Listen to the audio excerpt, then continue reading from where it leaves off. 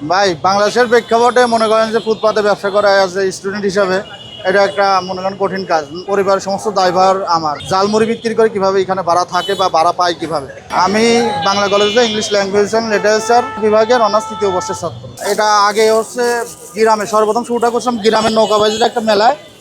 পরে ঢাকা আসার পর ফার্স্টে টিউশনি করাই, টিউশনি সহজবোধ না করে পরবর্তীতে সিদ্ধান্ত নিয়ে একটা ব্যবসা শুরু করবো। ব্যবসা শুরু করবো, ব্যবসা সম্পর্কে তো আইডিয়া থাকা চাই যে কোনো ব্যবসা করতে হলে। তো এই ব্যবসা সম্পর্কে আমার একটা আইডিয়া ছিল, সেই সাহস থেকে আর কি আমি এই ব্যবসাটা শুরু করি 24 সালে। সেখান থেকে আর কি মোটামুটি ভালো একটা রেসপন্স পাচ্ছি, যার কারণে এই ব্যবসাটা আমি এখনও কন্টিনিউ করতেছি। তো আমার তো বাসায় কেউ নাই, আমি ঢাকাতে একাই থাকি।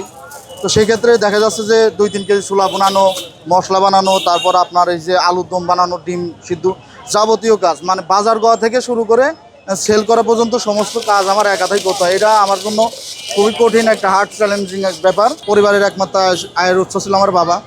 তো বাবার অনুপস্থিতিতে এখন পরিবারের সমস্ত দায়ভার আমার। কারণ আমার পরিবার বলতে আমি এবং আমার মা, ছোটো বোন আছে, ছোটো বোনের বিয়ে হয়ে গেছে। আমার বাবা কিন্তু মারা যায় নাই, আমার বাবা জীবমিত বলতে আমি যখন এসএসসি পরীক্ষা দিই তখন হলো আমার বাবা আরেকটা বিবাহ করে এবং আমাদেরকে রেখে অন্যত্র সংসার করে।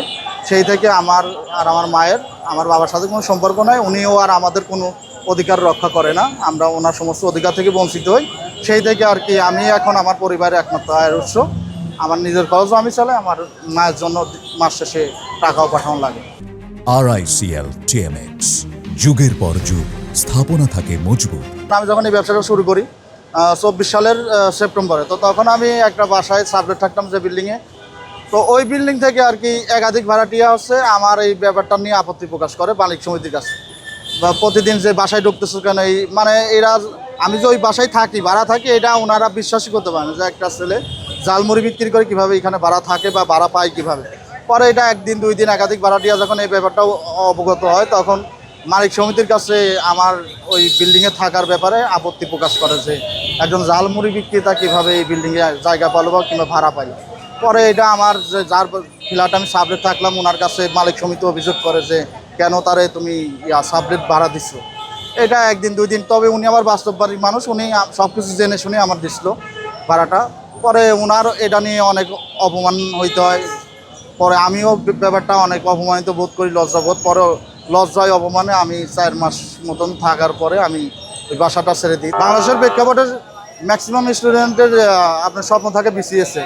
সেক্ষেত্রে আমিও তাদের বাইরে না, আমি লেখাপড়া একাডেমিক পড়ার পাশাপাশি আমার সম্ভব হলে বিসিএস সিলেবাসে যে সমস্ত পড়া থাকে ওইটাই সময় দেওয়ার চেষ্টা করি। কারণ আমার তীব্র ইচ্ছা আছে যে আমিও বিসিএসে অ্যাটেন্ড করব এবং বিসিএস ক্যাডার হওয়ার লক্ষ্যে আমি আমার সর্বোচ্চ দিয়ে আর কি চেষ্টাটা অব্যাহত রাখবো যতদিন আমার বয়স সীমা থাকে আর কি।